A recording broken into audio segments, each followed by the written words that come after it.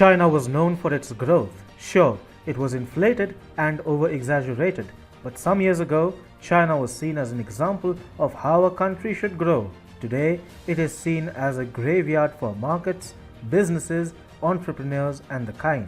A country known for its booming economy today has an economy and a financial system which has been razed to the ground. Exports are down, imports are up, and Xi Jinping's dual circulation vision has been burnt to ashes. The Chinese economy is struggling for survival. Hi and welcome. This is TFI Global, the foreign affairs and geopolitical analysis arm of the TFI Media Group. I am your host Sanbir Anhotra, and in this video I will tell you how Jinping has put the Chinese economy on a ventilator as it gasps for breath. Let's begin. The Chinese Communist Party under Xi Jinping is plunging China into the depths of an economic abyss. Jinping has done so by continuously taking all the wrong decisions. The domestic businesses have still not been able to reach their normal levels, and the country is plagued with another wave of COVID-19 infections due to the Delta variant wreaking havoc in the country. At the same time, China has also been hit with extreme floods, and the cumulative effect is a decrease in domestic consumer demands. With the world also looking to diversify supply chains, China has found itself in the center of a burgeoning economic calamity. While its exports are already down and stuck in an increasingly downward spiral, domestic consumption has also slumped. However, the imports have been on an increasingly upward trajectory. In such a situation, China does not find any relief in the near future. Given the evidence and instances of various actions, the megalomaniac leader Xi Jinping, in his paranoia, may sacrifice the country's economy to keep the strongman persona intact, and the Chinese economy may end up on ventilator support. As reported by SCMP, just as some people infected by the coronavirus continue to suffer from its symptoms months after the initial infection, similarly, a phenomenon known as long COVID is becoming a reason why many local economies in China are suffering a similar fate. China was the first major economy to have claimed to have recovered from the pandemic, but the recovery has been patchy, and data suggests that economic disparities across provinces are closely linked to a resurgence in consumer spending in better-off provinces and lackluster consumption in poorer provinces. The trade war with Australia has also created a situation where a sudden recovery looks like a lost cause, and a slow death seems to be the more likely result. China, since last year, has unofficially banned the import of Australian coal.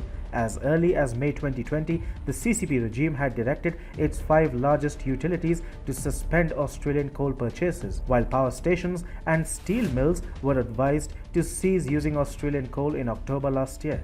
Due to his actions, Xi Jinping has annihilated coal-based industries in China through a ban on Australian coal. While the Chinese steel industry was among the first to take a hit due to the ban on Australian coal, as stocks depleted, the after effects became visible in the Chinese power generation industry as well.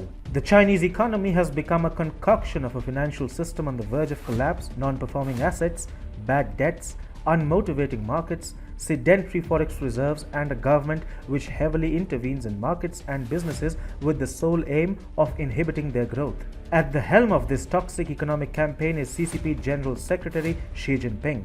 The Chinese economy has been surviving on the edge for quite some time now. However, its woes were exacerbated last year with COVID-19 and a global pushback against the paper dragon. China's forex reserves have been hovering around the $3.1 trillion mark, with repeated bouts of decline being witnessed. Only in April, Chinese reserves rose by 0.89%. In comparison, the reserves had shrunk in March by 1.09%. But these are all official figures, and the thing with China is that the reality has always been far from what the CCP propagates. Therefore, it would be safe to assume that China's forex position is worse than what is visible to the public eye.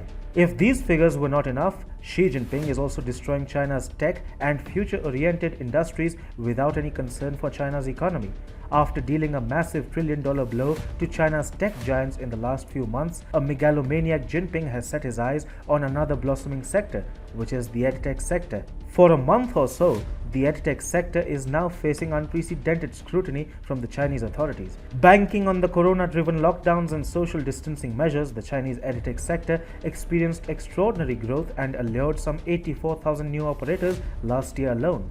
The technology-driven education stocks bagged 106 billion yuan of investment in the period. The mushrooming sector, however, has fallen prey to Xi Jinping's anti-market and business-subverting policies. In recent weeks, sporadic outbreaks of the Delta strain have expanded across the country, prompting local governments to implement restrictions that have harmed both consumers and businesses. Regions with a stronger immune system, that is, economic fundamentals that are more balanced, may be able to withstand the storm better. Zhang Jiwei, chief economist at Pinpoint Asset Management, said the impact of the pandemic on economic growth might be longer than we originally anticipated. He added, people used to think the pandemic had ended and everything would come back to normal. But now we can see that this is not the case. The situation has worsened and is only going to get worse. However, the leadership is not willing to take stock of the situation and is more interested in brushing it under the rug. Local consumption is rebounding more slowly than exports, despite President Xi Jinping's dual circulation strategy, which aims to leverage China's massive domestic market to propel future growth. Among the Chinese people, demand for foreign goods rose during the pandemic, which in itself seemed like making a joke of Xi Jinping's strategy. All in all, Xi Jinping has sent the Chinese economy tumbling down into the ICU, and he is still adamant on further plunging the country's economy into the ground.